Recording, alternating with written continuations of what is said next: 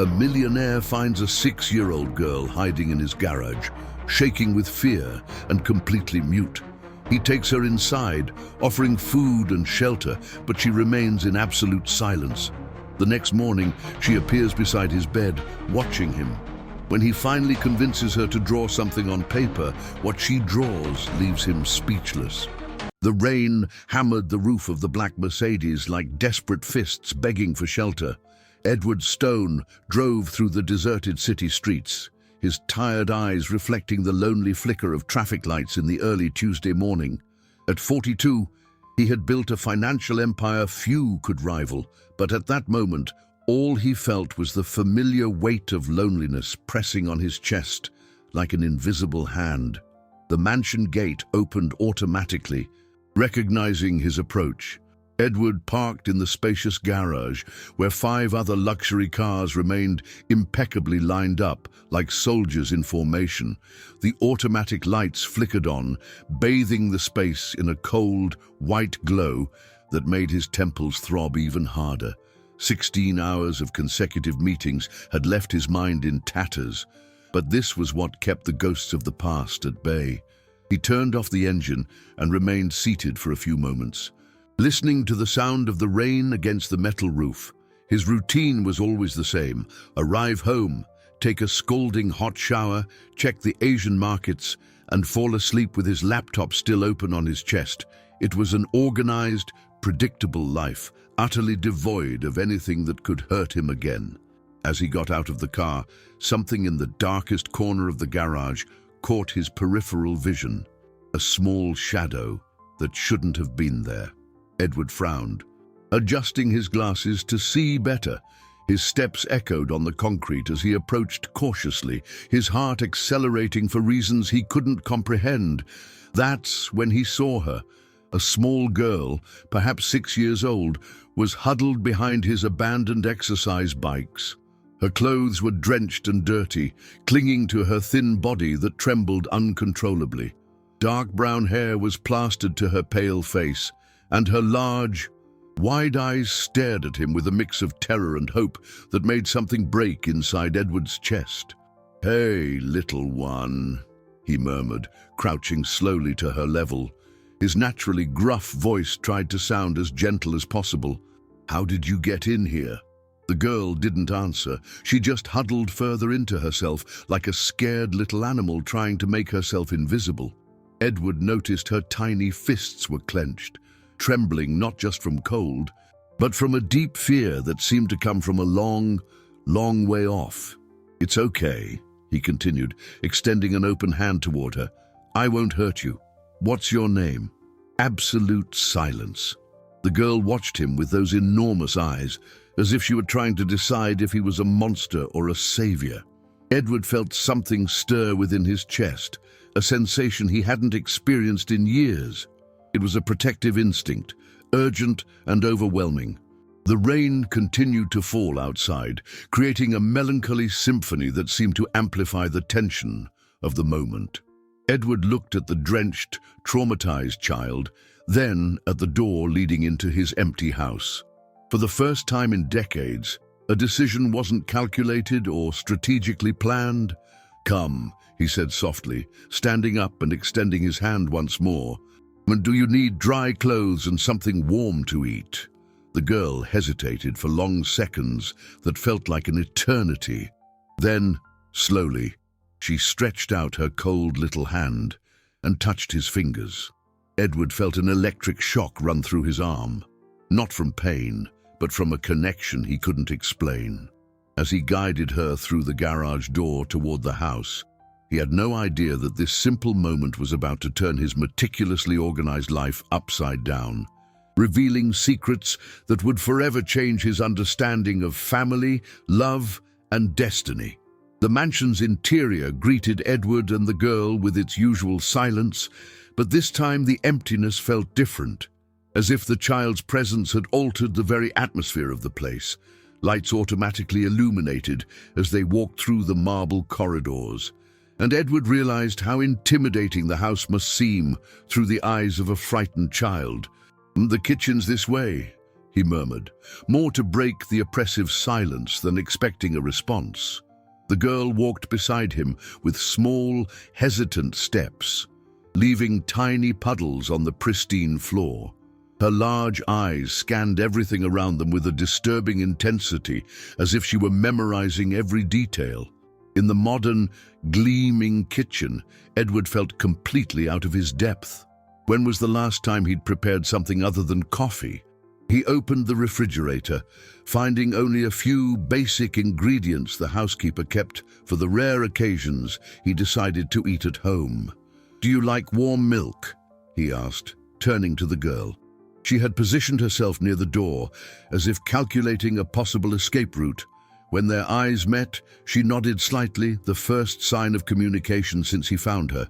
Edward heated the milk on the stove, his large hands, accustomed to commanding billion-dollar meetings, trembling slightly as he stirred the golden liquid. The girl watched every movement, her small arms wrapped around her body in a desperate attempt to get warm. "I need to find you some dry clothes," he said, pouring the milk into a child's mug he didn't even know he owned, probably a forgotten gift from an employee. "Can you wait here for a few minutes?" The terror that flashed in her eyes was instantaneous and devastating. Edward saw her lips tremble, as if she were about to speak, but she only shook her head vigorously. The idea of being alone, even for a few moments, was clearly unbearable. "All right," he said quickly, realizing he had touched a deep wound. "You can come with me. We'll find something comfortable." They went upstairs together, the girl maintaining a careful distance, but never losing sight of Edward. In the guest closet, he found some pajamas that visitors had left over the years. He chose the smallest he could find, still far too large for her. "Bathroom," he said, pointing to the adjacent door. "You need to take off those wet clothes and get warm." For the first time, the girl seemed to genuinely hesitate. Her eyes alternated between Edward and the bathroom door, as if she were fighting an internal battle. Edward realized she was afraid to be alone, but also afraid to ask for help.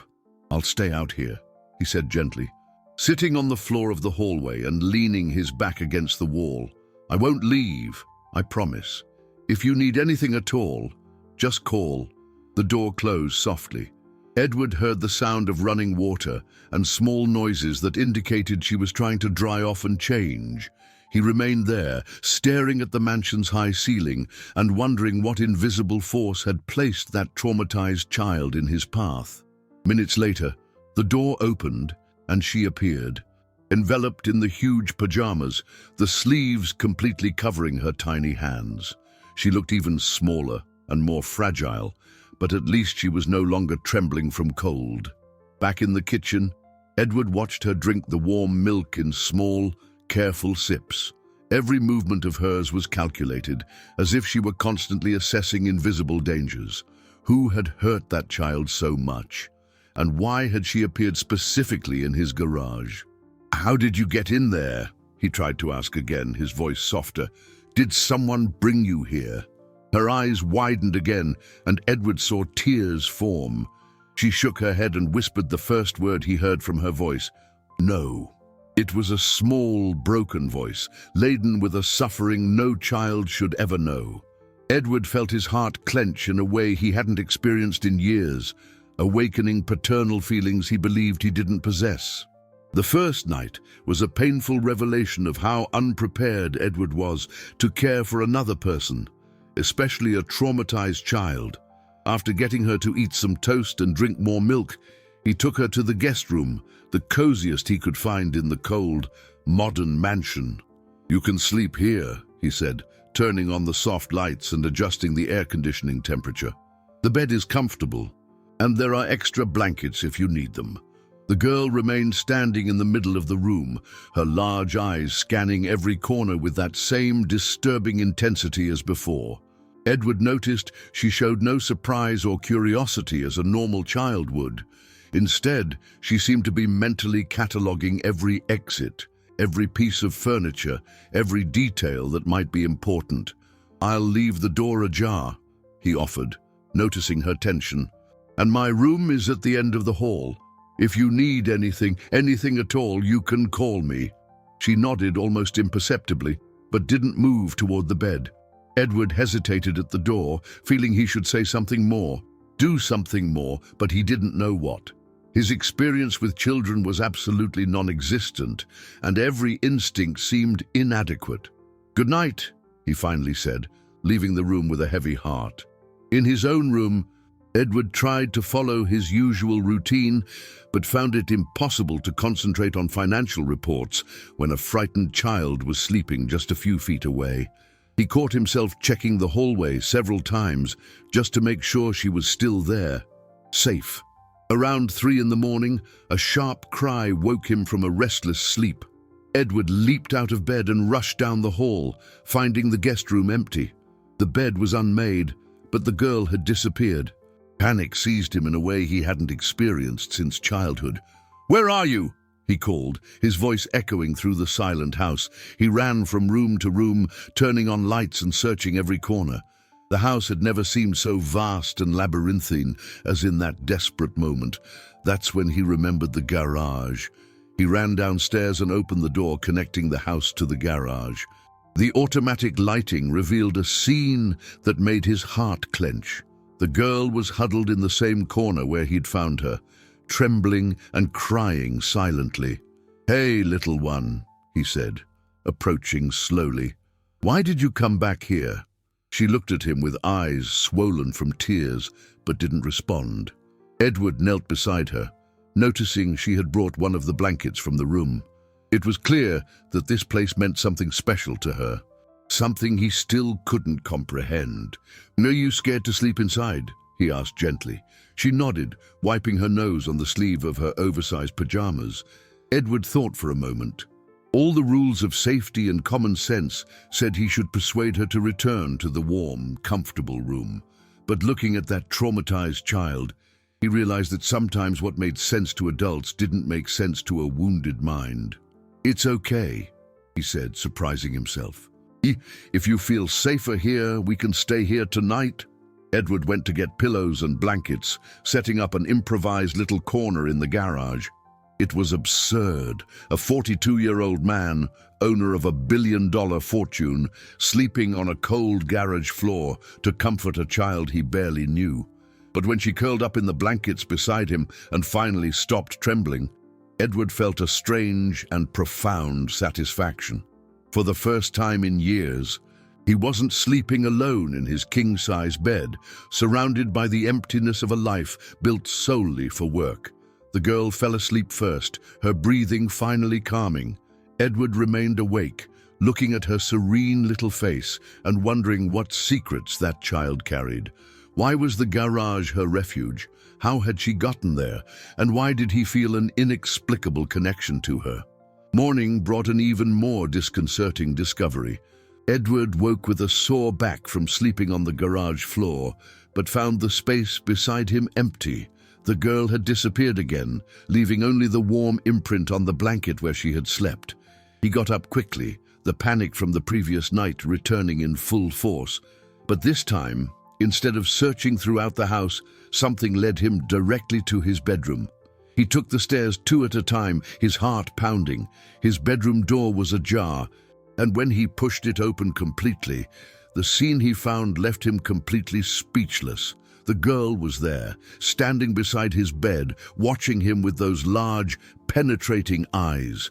There was no malice in her gaze, only an intense curiosity, as if she was studying something profoundly important. "How did you get in here?" Edward asked, his voice still rough with sleep. She didn't answer, just kept staring at him. That's when he noticed something that made his blood run cold. She knew exactly where his room was. She hadn't hesitated, hadn't searched. She had gone straight to the right place. During breakfast, Edward observed discreetly as she navigated the kitchen with a disturbing familiarity. She knew where the glasses were, opened the correct drawer for a spoon, instinctively avoided the noisy cabinet. Every movement was too precise for a child who supposedly had never been there before. "Have you been in this house before?" he asked, trying to keep his tone casual. Her reaction was immediate and alarming. Her eyes widened with terror, and she shook her head vigorously, spilling milk on the table. "No, no, no," she murmured quickly, the first complete words Edward heard from her. But there was something in her desperate denial that sounded more like fear of admitting the truth than an honest answer. Edward spent the day working from home, a decision he justified to himself as necessary due to the unusual situation. In truth, he couldn't imagine leaving the girl alone. He set up in his office with a view of the garden from where he could watch her playing discreetly in the living room. It was during the afternoon that he noticed another odd behavior. The girl completely avoided certain areas of the house. She never approached the library, automatically veered away from the hallway leading to the west wing, and when Edward suggested they explore the sunroom, she recoiled as if she had seen a snake. "Don't you like plants?" he tried to joke, but she just shook her head and hid behind the sofa. There were specific memories connected to those places, memories that terrified her deeply. Late in the afternoon, while trying to work, Edward heard a noise coming from the living room. He found the girl rummaging through a drawer in the bookshelf, her small fingers searching for something specific. When she saw him, she froze like a child, caught doing something forbidden. "What are you looking for?" he asked, approaching slowly. She quickly closed the drawer and backed away. But Edward had enough time to see that she had found exactly what she was looking for, a small wooden box where he kept some old photos. "You know where things are in this house," Edward said, no longer as a question, but as a realization. "You've been here before, haven't you?" The tears that formed in her eyes were answer enough. Edward knelt to her height, his heart pounding. Who was this child? How did she know his house so intimately? And why had she returned, traumatized and alone, to a place that clearly evoked both fear and familiarity? "It's okay," he said gently, extending his hand. "I'm not angry. I just want to understand." But the girl just shook her head and ran to the garage, leaving Edward alone with more questions than answers, and a growing certainty that her appearance had been no coincidence. Something far larger and more complex was unfolding, and he was only beginning to scratch the surface of a mystery that would change his life forever. The third day brought a revelation that completely changed Edward's perspective on the situation. He had spent the entire night thinking about the girl's disturbing familiarity with his house, and in the morning he made a decision he knew was risky, but necessary. "Little one," he said during breakfast, choosing his words carefully, "I need to make some calls today. Maybe it's best if we call someone to help find your family." The reaction was instantaneous and devastating. The girl dropped her glass of milk, which shattered on the floor, and recoiled against the wall like a cornered animal. Her eyes widened with absolute terror, and she began shaking her head frantically. "No!" she shrieked, her voice sharp with despair echoing through the kitchen. "You can't call! You can't!" Edward approached slowly, hands extended in a reassuring gesture. "It's okay. I won't call anyone if you don't want me to, but I need to understand why." "Not the police," she whispered desperately, the first complete words she spoke without being prompted. "You promised no police." The word police left her lips like poison. Edward felt a chill run down his spine, realizing she wasn't just afraid of strangers. She was specifically terrified by the idea of authorities. Someone had taught that child to fear the very people who should protect her. "Who told you not to talk to the police?" he asked gently, cleaning up the broken glass while she remained plastered to the wall. She pressed her lips together and shook her head, but Edward saw tears streaming down her cheeks. It was obvious that specific instructions were etched into her mind, commands that terrified her just at the thought of disobeying. "No one will call the police," Edward promised, and he felt something clench in his chest as he made that promise. He was officially crossing a complex moral line. He had a clearly traumatized child in his house, without knowing her origin, and now he was promising not to involve the authorities. During the rest of the morning, Edward watched as she gradually calmed down, but remained more vigilant than in previous days. Every noise made her startle. Every phone ring made her tense. She was constantly on high alert, as if expecting someone to come for her at any moment. That's when he decided to do some discreet investigation on his own. While she rested in the living room, Edward locked himself in his office and began searching missing children databases. He spent hours examining photos and descriptions, looking for any girl who matched her appearance. The result was disturbing. There was no official record of a missing child that matched her description, not in the last few days, nor in the last few weeks. It was as if she simply didn't exist in the system, which raised even more troubling questions about her origin. How could a 6-year-old child be completely invisible to authorities? Was she being deliberately kept off official records? And if so, by whom and why? During lunch, Edward tried a different approach. "Oh, do you remember where you lived before?" he asked casually. "Who did you live with?" Her eyes filled with tears again. "Mommy," she whispered so quietly he barely heard her. "I lived with Mommy." "And where is your mommy now?" The question provoked a reaction Edward didn't expect. The girl began to cry, not the loud, dramatic crying typical of children, but silent, adult tears that rolled down her cheeks as she struggled to maintain control. "Mommy said to come here," she managed between sobs. "Said to find. She stopped abruptly, as if she had almost revealed something forbidden. Edward felt his heart quicken. "To find whom, little one?" But she had already shut down again, shaking her head and refusing to speak further. Edward realized she had been instructed on what she could and couldn't say, and these instructions were followed religiously, even in her traumatized state. That afternoon, while watching the girl draw with crayons he had found in a drawer, Edward realized a disturbing truth. He was growing more attached to this mysterious child than he had ever been to anyone in his adult life. The fourth day revealed even more disturbing aspects of the girl's behavior. Edward woke again to find her watching him sleep, but this time he noticed something different. She didn't seem surprised or curious about the surroundings. Her eyes scanned the room with the familiarity of someone who had been there many times before. "Do you always wake up early?" Edward asked, sitting up in bed. It was an attempt to normalize the strange situation of waking up with a child watching him. She nodded and, for the first time, offered information voluntarily. "Mommy woke up early too. For work." "What kind of work did your mommy do?" Her eyes closed for a moment, as if accessing painful memories. "Cleaned houses, big houses like this one."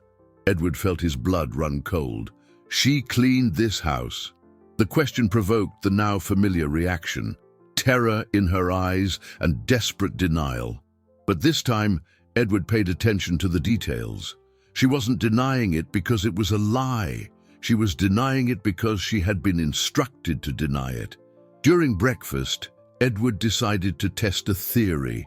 "How about we take a walk through the house? You can show me which room you like best."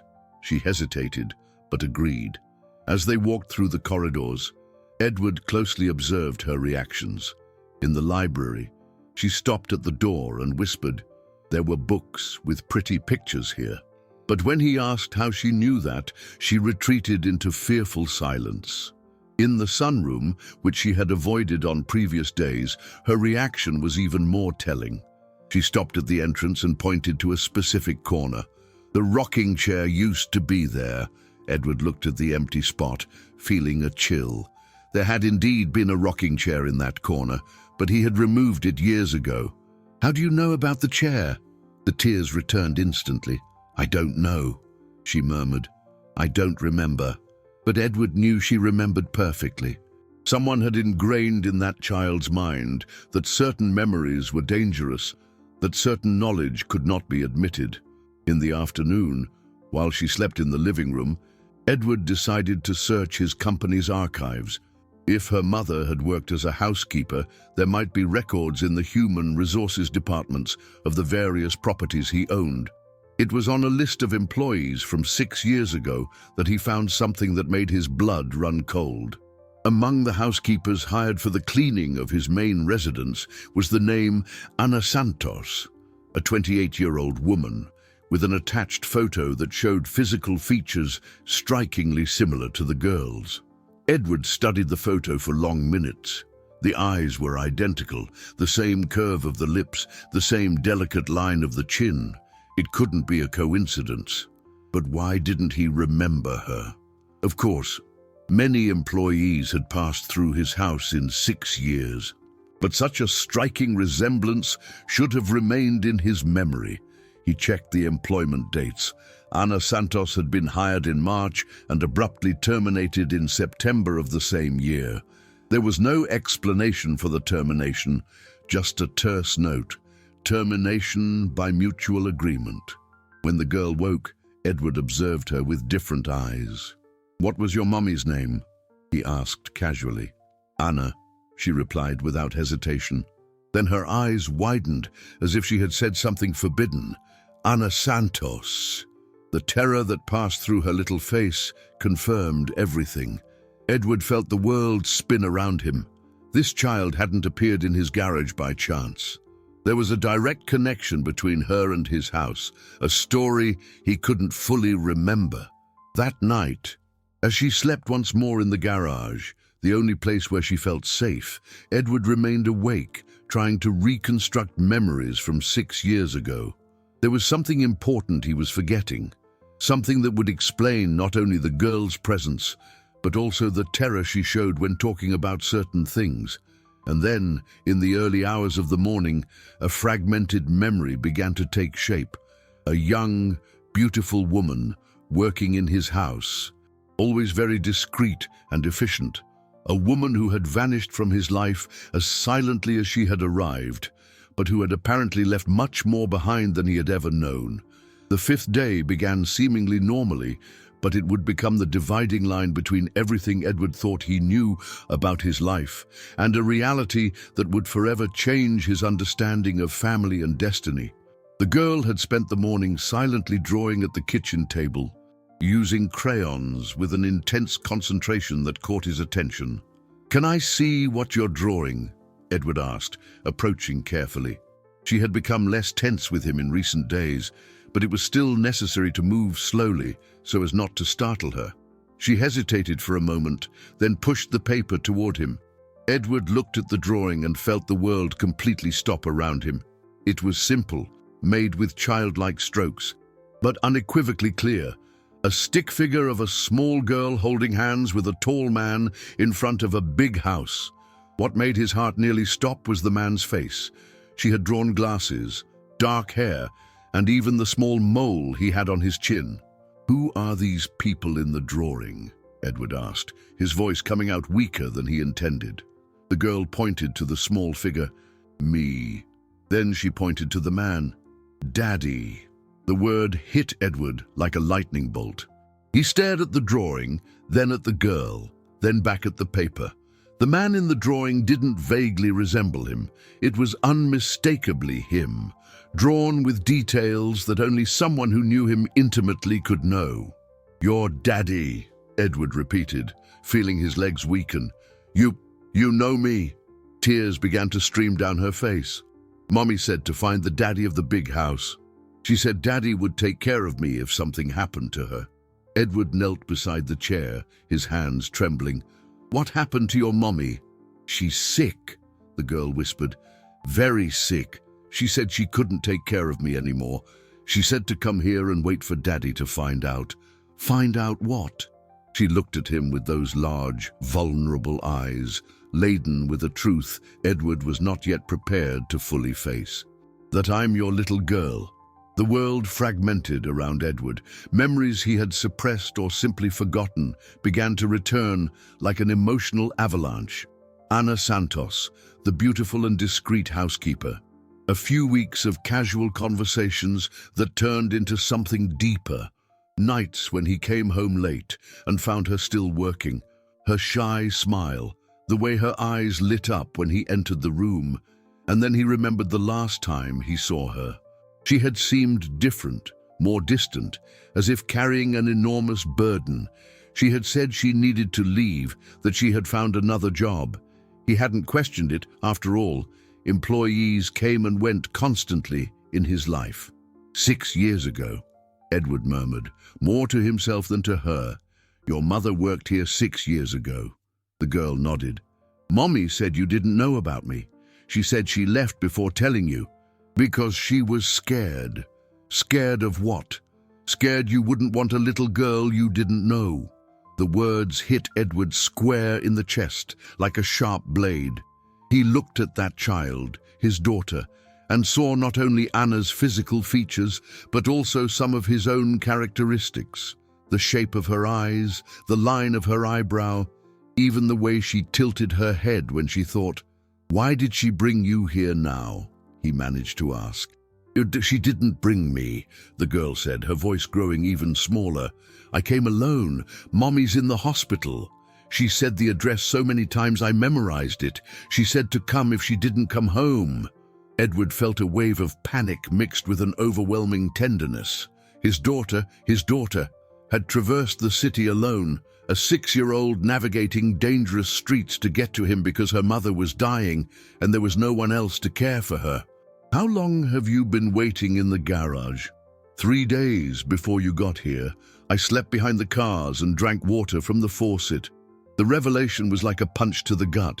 She had spent 3 days alone and terrified, waiting for him. And when he finally came home on that rainy night, he had found his own traumatized, desperate daughter. Edward gently pulled her into a hug, feeling how she melted against him for the first time since he found her. And I'm so sorry, he whispered into her hair. I'm so sorry for not knowing, for not being there when you needed me. And at that moment, holding his daughter in his arms, Edward Stone understood that everything in his life had changed forever. The discovery that he was a father transformed Edward into a completely different man. In the hours that followed the revelation, he cancelled all meetings, ignored urgent calls, and dedicated himself entirely to understanding the situation of Anna and his daughter. His daughter. The word still felt strange in his mind, but it carried a devastating mix of terror and a joy he hadn't known was possible. What's the name of the hospital where your mommy is? Edward asked, kneeling to the girl's height. She had become more communicative after revealing the secret she carried, as if an enormous weight had been lifted from her small shoulders. St. Francis Hospital, she replied, wiping her nose on her sleeve. It's far from home. Mommy said she was going for a special treatment. Edward knew the hospital. It was a public institution that treated serious cases, especially cancer. His heart ached imagining Anna alone, sick, worried about her daughter's future. How brave she must have been to keep the pregnancy a secret all these years, and how desperate it must have been to make the decision to send the girl to find him. What's your name, little one? Edward asked, realizing that in all these days he had never discovered this basic information. Sophia, she said timidly. Sophia Stone. Sophia, Edward repeated, testing the name on his tongue. It was beautiful, delicate, perfectly suited for her. That's a beautiful name. She smiled for the first time since he found her, a small, hesitant, but genuine smile. Mommy said she chose it because it means wisdom. She said I would need to be very wise in life. Edward felt a pang of pain imagining Anna, young and alone, raising this extraordinary child. How many nights had she spent awake worrying? How many times had she looked at Sophia and thought about the father the girl didn't know? Sophia, Edward said, choosing his words carefully, I need to go to the hospital to see your mommy. Do you want to come with me? The terror returned instantly to her eyes. What if the police are there? What if someone recognizes me? Edward then realized that Anna had instructed Sophia to hide not only from him, but from any situation that could officially separate them. She had probably feared social workers would take the girl if they discovered she was too ill to care for her daughter. "We won't talk to the police," Edward promised. "We'll just see how your mommy is and talk to her. Do you trust me?" Sophia studied him for long moments, as if weighing all the instructions she had received against the instinct that told her she could trust this man. Finally, she nodded. The drive to the hospital was a surreal experience for Edward. He drove his luxury car with a 6-year-old in the back seat, his daughter, going to meet a woman he had briefly loved and who had raised this child alone for years. His hands trembled on the steering wheel as he tried to process all the implications of the situation. Sophia remained quiet during the trip, but Edward saw her in the rearview mirror, watching everything with that characteristic intense attention. She was memorizing the route, preparing for any eventuality, still in survival mode, even knowing she had found her father. At the hospital, Edward felt the full impact of reality. The oncology ward was a place of fragile hopes and silent goodbyes.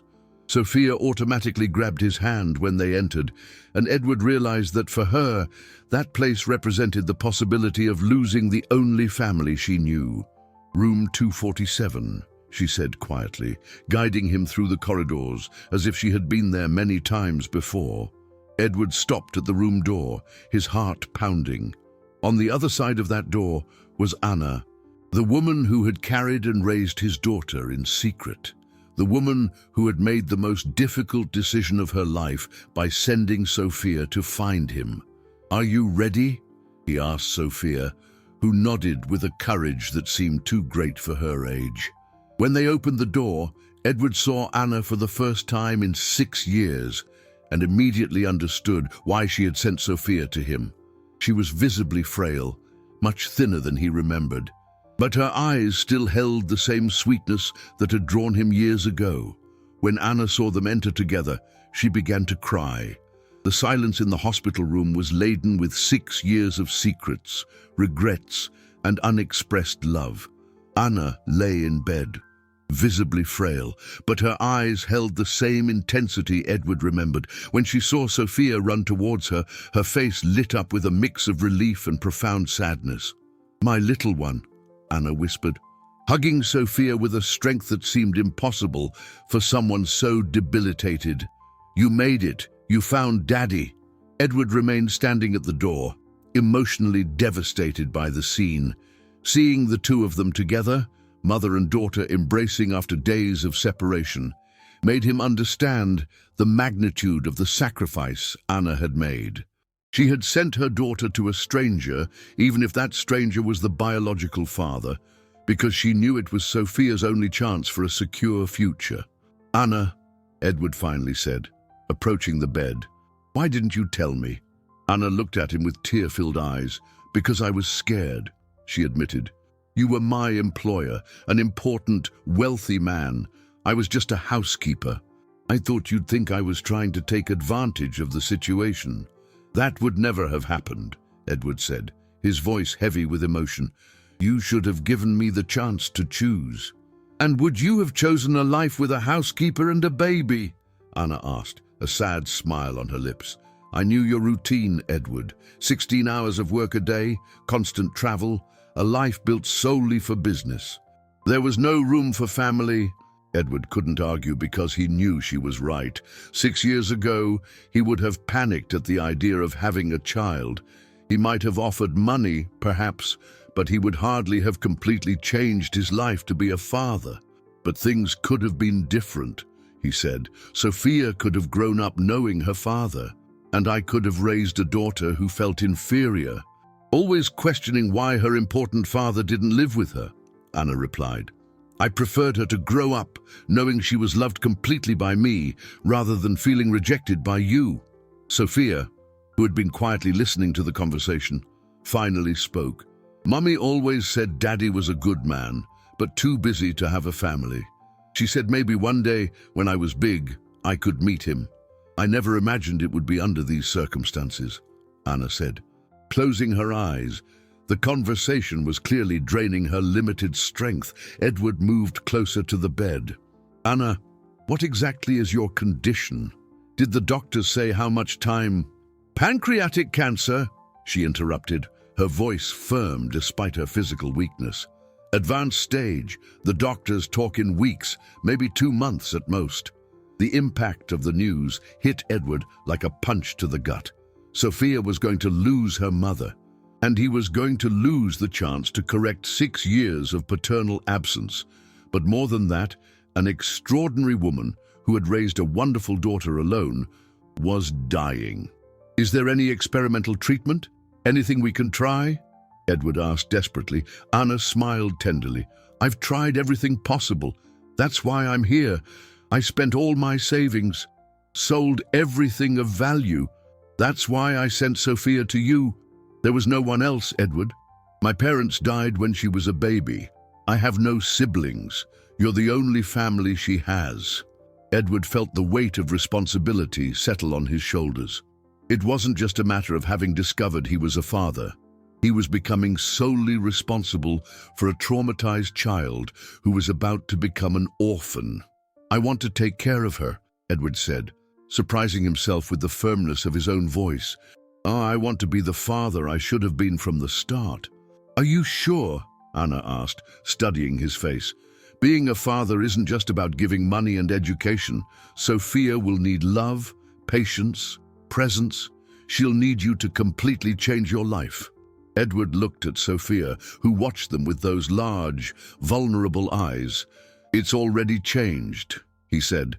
"From the moment I found her in the garage, my life has already completely changed." Anna smiled, and for the first time since they entered the room, Edward saw peace in her eyes. "She's a special girl, Edward. Smart, sensitive, brave, but also traumatized by everything she's been through. She'll need a lot of love and patience." "She'll have it," Edward promised, extending his hand to touch Anna's. "Yeah, I promise I'll take care of her as you did." The days that followed the hospital visit were an emotional roller coaster for Edward. For the first time in his adult life, he woke up thinking about someone other than himself. Sophia had become the center of his universe, but being a father proved more challenging than any billion-dollar negotiation he had ever conducted. "I don't want to wear this outfit," Sophia said on the morning of the 7th day. Refusing the pretty dress Edward had bought for her, it was the first time she had shown any kind of childhood tantrum, and he had no idea how to react. "Why not? It's pretty," Edward said, genuinely confused. In his logical businessman's mind, a pretty, expensive outfit should be automatically accepted. "It's too pretty," Sophia explained with the seriousness of a miniature adult. "Mommy said that very pretty clothes attract attention, and attracting attention is dangerous." Edward felt his heart clench. Even in simple things like choosing clothes, Sophia carried the fears that Anna had instilled in her to keep her safe. He knelt to her height, trying to find the right words. "Sophia, you don't have to hide anymore," he said gently. "Now you're safe with me. You can wear pretty clothes, you can play in the garden, you can be a normal kid." She looked at him with those large, skeptical eyes. "Mommy said rich people don't like poor children. She said I should be invisible if I came here." The observation was like a stab to Edward's chest. Anna had prepared Sophia to be rejected by him. "Your mommy was trying to protect you," he explained. "But now you are my daughter, and you'll never have to be invisible again." During breakfast, now a sacred ritual they shared every morning, Edward tried to establish some routine. He discovered that Sophia had specific preferences. She didn't like orange juice, loved toast with butter, but refused anything that seemed too expensive or elaborate. "Can I turn on the TV?" she asked timidly. "Of course," Edward said, handing her the remote control. Sophia stared at the device as if it were a museum piece. "Didn't you watch TV at home?" "We didn't have one," she admitted. "Mommy said it was too expensive. Sometimes we watched at the neighbor's house, but only cartoons."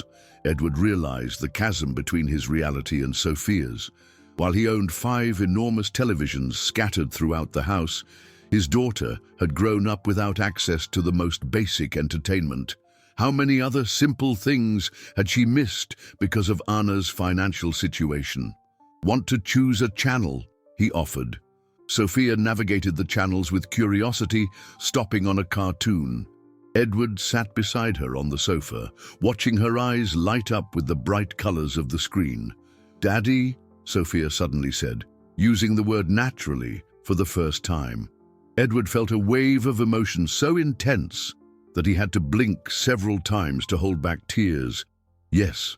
Are you going to leave me when Mommy goes to heaven?" The question hit Edward like a lightning bolt. Sophia, at 6 years old, had already understood that Anna was dying, and her greatest fear was not death itself, but the abandonment that might follow. "Never," Edward said, pulling her closer. "You're my daughter forever. No matter what happens, I will always take care of you. Promise. I promise." That afternoon, when they visited Anna again, Edward noticed how she had visibly worsened in just 2 days. Sophia noticed too, clinging to her mother's hand with silent desperation. "How are you two adjusting?" Anna asked, trying to keep her tone light despite her condition. "Sophia is teaching me how to be a dad," Edward said, trying to smile. "It's been an interesting experience." Anna laughed, a weak but genuine sound. "She was always my teacher too. Children have this ability to teach us things we didn't know we needed to learn." "Mommy," Sophia said suddenly, "can I ask something?" "Of course." "My love, why didn't you tell Daddy about me when I was born?" Anna exchanged a look with Edward. "Because sometimes adults make mistakes trying to protect the people they love," she said carefully. "I thought I was doing what was best for you and for him." "But is it all right now?" Sophia asked. Edward reached out and touched his daughter's face. "It's all right now," he said, and for the first time since he found her, he truly believed those words. The second week of Edward's new life as a father was interrupted by an unexpected knock at the door. It was a quiet Saturday morning, and Sophia was finally beginning to behave like a normal child, laughing, playing, even getting into some innocent mischief that filled the house with life. "Stay here," Edward told Sophia when he heard the doorbell. Something in the formal, insistent tone of the knock put him on alert. Sophia, with her keen instincts for danger, immediately hid behind the sofa. Opening the door, Edward found 2 social workers, a middle-aged woman with a stern expression and a young man carrying a bulky folder. "Mr. Edward Stone?" the woman asked. "I'm Dr. Marcia Jenkins from Child Protective Services, and this is my colleague, John Miller. We received an anonymous tip about a child being irregularly kept on this property." Edward felt his blood run cold. "A tip? According to information we received, you are harboring a minor without proper documentation or legal authorization," Dr. Jenkins continued. "We need to verify the situation and, if necessary, take the child to a temporary shelter while we investigate."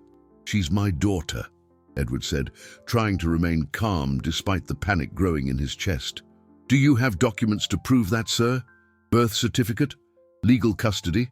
Anything official?" Edward realized with horror that he had none of that. Sophia was not registered in his name. There were no legal documents establishing his paternity.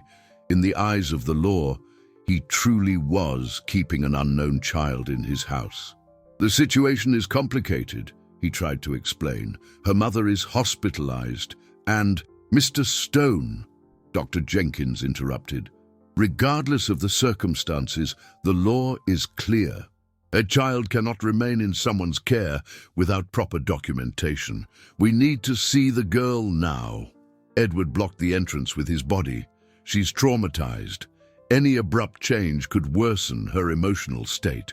"We understand your concern," John Miller, the younger social worker, said, trying a more conciliatory tone.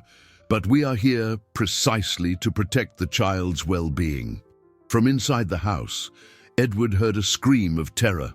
Sophia had recognized the voices and was clearly in a panic. The sound tore at his heart. It was the same kind of primal fear she had shown when he mentioned the police.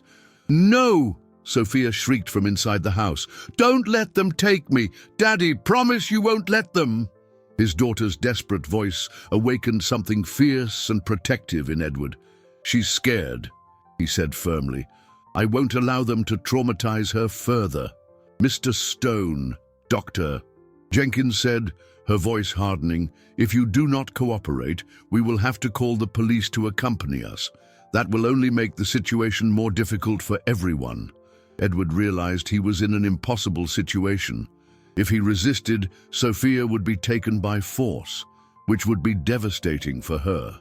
If he cooperated, he would lose his daughter to a bureaucratic system that wouldn't understand the emotional complexity of the situation.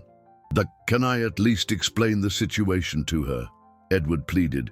"She needs to understand what's happening." 5 minutes, Dr. Jenkins conceded.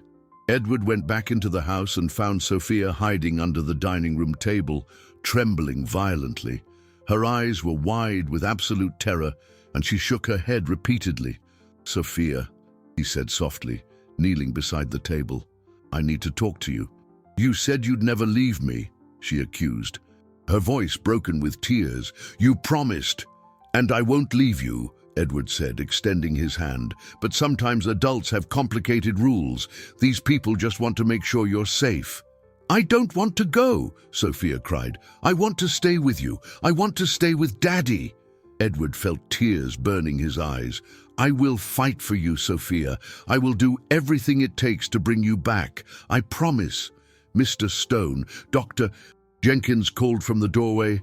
"Time's up." Edward looked at his daughter, then at the social workers waiting at the door. It was the hardest decision of his life. Traumatize Sophia by allowing them to take her, or traumatize her even more by resisting until they brought the police. "Sophia," he said, his voice heavy with emotion, "remember when your mommy taught you to be brave?" She nodded through her tears. "I need you to be brave now, for a short time. Daddy will fix everything and come get you soon, very soon. Promise." "I promise with my life."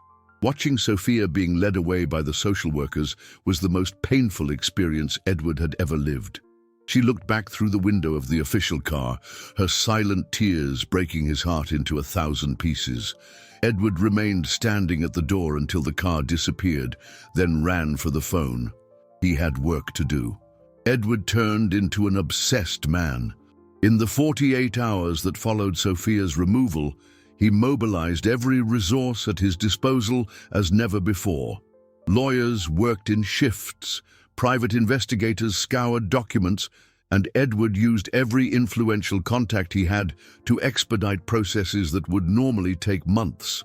"I need an urgent paternity test," he told Dr. Martinez, his most seasoned attorney, during a 2 a.m. meeting in his office. And I want the temporary custody documentation ready for when the result comes out."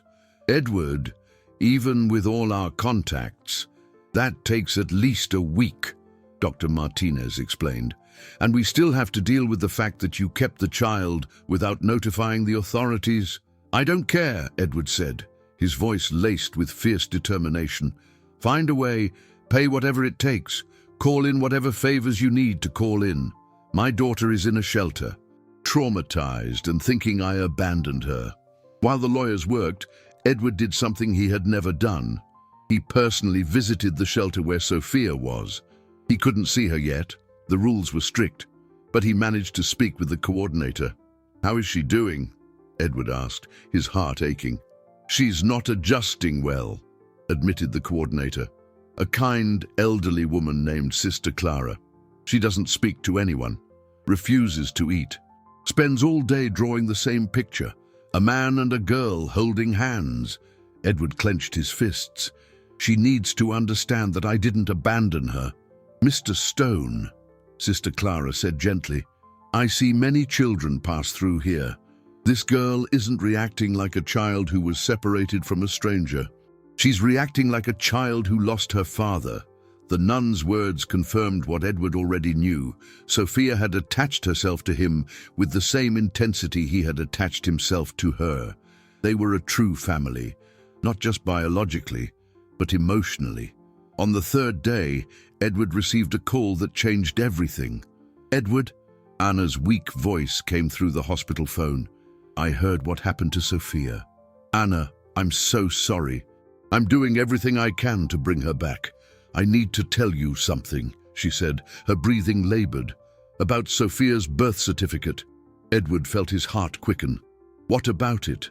I put your name as the father." Edward almost dropped the phone. "What?" "When she was born, I was scared and confused, but at the last moment, I wrote your name on the certificate. I thought if something happened to me, at least there would be an official record linking the two of you." "Are you saying that legally, I'm already her father?" "Yes," Anna whispered. "The certificate is kept in a safe deposit box at the First National Bank, downtown branch. The number is 1247. The key is inside a copy of The Great Gatsby, in my house, on page 50. Edward was in complete shock. "Why didn't you tell me this before?" "Because I was afraid you'd be angry that I used your name without permission. But now Sophia needs you, and you have legal rights to her." Edward hung up the phone and immediately called Dr. Martinez. "I found the birth certificate. Sophia is already registered under my name." 2 hours later, Edward was at the simple house where Anna had raised Sophia. It was a modest place but full of love. Photos of Sophia smiling covered the walls, children's drawings taped to the refrigerator, toys neatly arranged. He found the key exactly where Anna had said. At the bank, the birth certificate confirmed everything. Sophia Stone, daughter of Ana Santos and Edward Stone. "With this document, we can request immediate custody," Dr. Martinez said, studying the paper. "Though you are legally her father from birth." The emergency hearing was scheduled for the afternoon of the same day.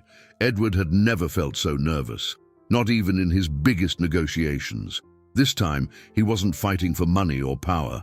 He was fighting for his family. "Your Honor," Dr. Martinez said to the judge, "my client was not irregularly keeping a child. He was exercising his paternal rights over his legally registered daughter." The prosecutor tried to argue that Edward should have notified the authorities, but the judge was pragmatic. A father caring for his own daughter does not constitute a crime. The child must be returned immediately to the petitioner. When Edward arrived at the shelter with the court order, Sophia was sitting alone in the courtyard, drawing. Seeing him, she dropped the crayon and ran, throwing herself into his arms with a force that almost knocked him over. "Daddy!" she cried, crying and laughing at the same time. "You came for me! I knew you would!" "I promised I would," Edward said, holding her as if he would never let her go. "And a father's promises are sacred." In the car, on the way home, Sophia held his hand tightly. "Daddy, now you'll never leave me again." "Never again," Edward promised.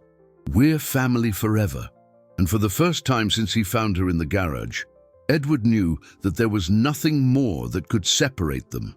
The 3 weeks that followed Sophia's return were the most intense and transformative of Edward's life. He had completely changed his routine, delegating most business responsibilities to dedicate himself fully to fatherhood. Sophia blossomed each day, gradually shedding the fears and traumas she carried. But both knew that a painful moment was approaching. Anna was visibly weaker with each hospital visit. Her strength was rapidly depleting, but she insisted on spending every possible moment with Sophia, creating memories her daughter could keep forever. "Mommy, are you very tired?" Sophia asked during a visit, noticing how Anna breathed with difficulty. "A little, my love," Anna admitted, stroking her daughter's hair. "But I'm always happy whenever you come to see me." Edward watched these interactions with a broken heart. He had grown to love Anna in a different way than he had felt years ago. Now it was love for who she had become, for the extraordinary mother she was, for the courageous woman who had raised his daughter alone. "Anna," Edward said, when Sophia left to get water in the hallway, "I want you to know that I'll tell her everything when she grows up, about how brave you were, about how you loved me enough to give me a second chance, about how you were a perfect mother." "I wasn't perfect," Anna said, smiling faintly. "I made mistakes. The biggest was not telling you about her from the beginning. You did what you thought was best with the information you had, Edward replied, and look at the result. Sophia is extraordinary. You should be proud. I am, Anna whispered, and I'm at peace knowing she has you now. That night, back home, Sophia asked a question Edward knew would eventually come. Daddy, is Mommy really going to die? Edward had talked with child psychologists about how to approach this topic. Yes, little one, she's very sick, and the doctors can't help her anymore. Sophia absorbed the information with an impressive maturity for her age. When she dies, will I only have you? You'll never be alone, Edward promised. And you'll always have Daddy to take care of you. And you won't die too. The question revealed Sophia's deepest fear. After losing her mother, also losing her newly found father, I'll live a long time to take care of you, see you grow up, graduate, get married, have children. I promise. In the 4th week, Anna entered critical condition. Edward and Sophia rushed to the hospital where they found doctors trying to stabilize her. When they finally could see her, she was too weak to speak, but her eyes still sparkled at seeing her daughter. Mommy, Sophia said, holding Anna's hand, I want you to know that I'll be a good girl for Daddy. I'll study hard and make you proud. Anna weakly squeezed her daughter's hand and whispered, You've already made me proud every day of your life. Edward approached the bed. Anna, thank you for giving me the most precious thing in the world. I promise to honor your memory by being the best father I can be. Anna looked at him with profound gratitude, then at Sophia. With immense effort, she managed to whisper, Take care of each other. Those were her last words. Ana Santos died silently the following morning, with Edward and Sophia sleeping in chairs beside her bed. The funeral was simple, but touching. Sophia, dressed in a blue dress Anna had chosen, held Edward's hand tightly throughout the ceremony. She didn't cry. She seemed to understand that her mother was finally at peace, free from the pain that had consumed her. Is she happy now? Sophia asked when they returned home. She is, Edward said, and she's proud of you for being so brave. That night, Sophia slept in Edward's bed for the first time, needing to feel that she wasn't alone in the world. Edward remained awake for a long time, protecting his daughter's sleep and silently thanking Anna for giving him not just a child to love, but a reason to become the best version of himself. The mansion that once echoed only with silence now resonated with laughter, conversations, and the sound of a true family. And Edward knew that this was just the first page of a story that would last a lifetime. 3 months after that rainy night that changed everything, Edward woke up not to the sound of his alarm, but to laughter coming from the garden. He looked out the window and saw Sophia playing with the butterflies, visiting the flowers they had planted together the week before. She wore a yellow dress. Now she loved colorful clothes, and her hair shone under the morning sun. The transformation had been gradual but profound. The scared girl who hid in the garage had become a joyful, confident child, full of curiosity about the world. And Edward, the workaholic businessman who avoided emotional ties, had discovered that being a father was the most rewarding and transformative experience of his life. "Daddy!" Sophia cried when she saw him at the window. "Come see, the flowers we planted are growing." Edward went down to the garden, where Sophia pulled him by the hand to show him each new leaf that had sprouted. She had become his little teacher about life's simple joys, how important it was to stop and watch a flower bloom or laugh for no specific reason. "They're beautiful," Edward said, genuinely admiring the tiny sprouts.